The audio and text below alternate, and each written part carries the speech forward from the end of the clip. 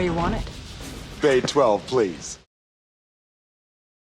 Hello there, Transformers fans, and welcome back to another Bay 12 video review, and happy Halloween, Transformers fans.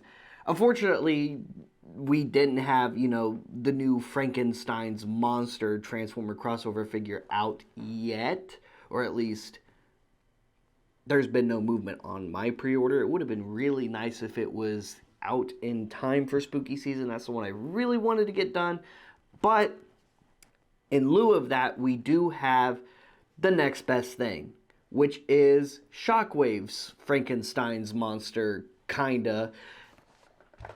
We've got Shadowstriker, and this is based off of her appearance in the Cyberverse universe, which, yeah, she definitely gets Frankenstein back together by Shockwave in that series, which was really cool. I'm really hoping that Toy Hacks at some point puts out a label sheet that will give her more of that Frankenstein parts detail like she had in the Cyberverse cartoon. I think that would look really good on her. I don't necessarily think the mold needs to change so much. I mean, it'd be cool if there's an upgrade kit that comes out that does give her some swappable parts to make her more of that mishmash cobbled together Shadowstriker that we know from Cyberverse, but I'm not complaining. This figure turned out really good, and I love that not only did Hasbro do a great job of homaging her Cyberverse look with this figure, but they also homaged the original Shadowstriker toy, which was a BotCon exclusive, I believe, and a retool and repaint of the original 2001 Robots in Disguise Sideburn, which leads me to assume that we'll probably have a new Legacy Sideburn at some point in the next year or so. Anyway, here she is in the packaging. You have her in her alt mode right there. Some awesome artwork of her car mode. On this side, you've got a close-up of her robot mode face, and you've got a outshot of her in robot mode. On this side, you got the Legacy Evolution banner artwork. On the back, words and things and pictures of the toy. And that's pretty much it for the packaging. And here is Shadowstriker out of the packaging, and I really like this mold. I'm a little surprised. I honestly expected there to be more parts forming with this figure than there actually is. And I feel like not only did we get a really cool Shadowstriker out of this mold, but also I think this is going to turn out to be a really nice update for RID Sideburn as well. Although, not that that figure really needs an update anyway. I mean, his detail is very screen accurate. He has really good articulation, and I mean, I don't have any issues out of my original RID Sideburn, so as nice as it is that we're getting an update of all of the characters from that series that could use some nice fully articulated and properly scaled updates, I'm not sure I'd count RID Sideburn among them, but I am grateful nonetheless, especially for getting a nice new Shadowstriker figure out of it.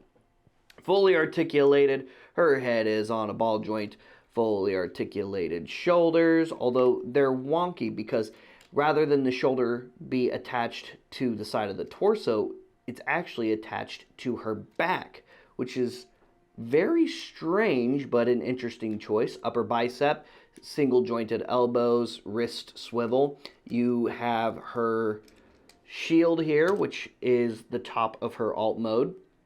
You have this interesting double hinge with a peg at the end, so you can peg it onto various spots onto the figure. She also has her little blaster, which is also a dagger, and you can put blue Shifex in this blaster here as well, which is pretty cool. You also have the little bumper end piece, so if you put this on here, it's like you've recreated the little bumper blaster that Sideburn and the original Shadowstriker figure had, which is also kind of cool. I really like her new face sculpt a lot. I like how they got the round cyborg looking eye. I mean, yes, I know she is a mechanical being, so how can she really be a cyborg? I don't know. That's just the best way to describe that eye right now. You know what I mean. She also has waist articulation, hips, upper thigh, single jointed knees, front and back on the ankles, side to side on the ankles, and that's pretty much it for articulation. I like that she's got the exposed engine right here, which will of course make the hood of the vehicle. Transformation is pretty simple and straightforward. One of the first steps we would have taken was removing the weapons and accessories, which we've already done, so we don't need to take that step. The next step is, let's go ahead and pull this back section out. We're going to pull up on her chest section right here. We're going to fold up the feet like so. Make sure those knee joints are snapped and pegged into place right here. And then what we're going to do is we're going to rotate this section forward, have those arms down at her side like so, and then on that hinge joint on the back, bring that up like so. Rotate these legs back, and then bring that hood of the car section forward. That's going to click right there into place, and then we just kind of snap everything else into place. You've got all these little panels and doors, and she just kind of folds up on herself really nice and easy. Now we got that panel locked into place, and it should look just like this once you're done with it. And now all we have left to do is to add the rest of the car parts. So take this piece right here like so, and then we're going to tuck that peg in just a little bit, then push this piece right where the arms sit, and that's going to peg into place right there like so, right on top. There's nothing down below that pegs in, it's just right here along the edge of the windows, and just the edge of this piece really is where it all tabs in, just straight down. And then you take this little bumper section here, and that's going to tab in right there, and there she is in her car mode. And it's not a bad little vehicle mode. Now I hope there's a little bit more remolding, especially to the front of the alt mode section, because her alt mode isn't particularly that accurate to Sideburns alt mode.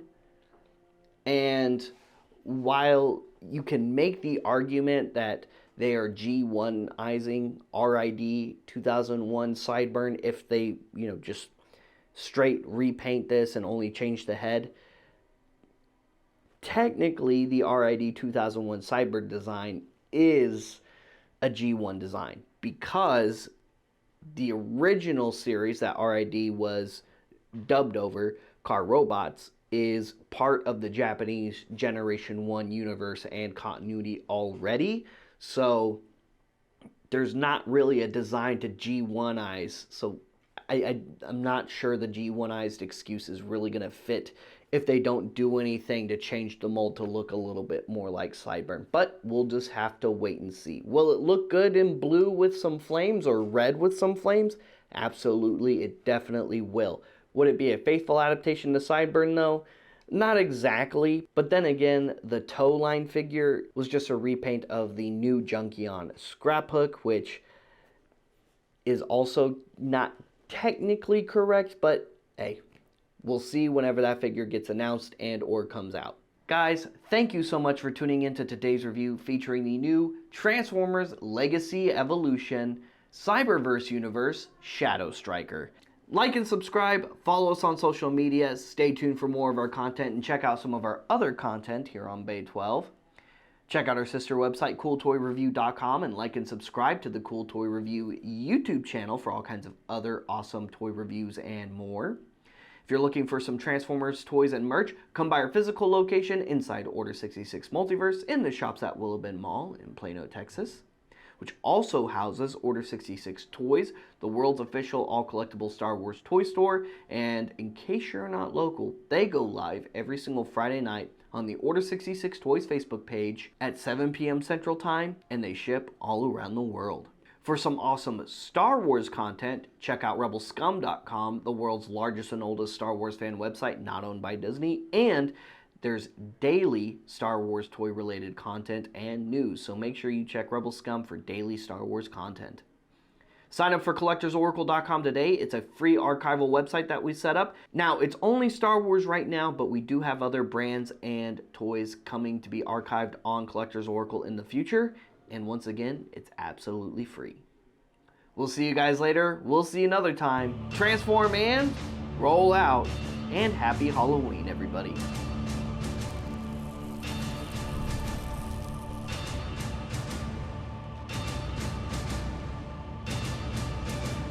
That's it, man. Game over, man. It's game over.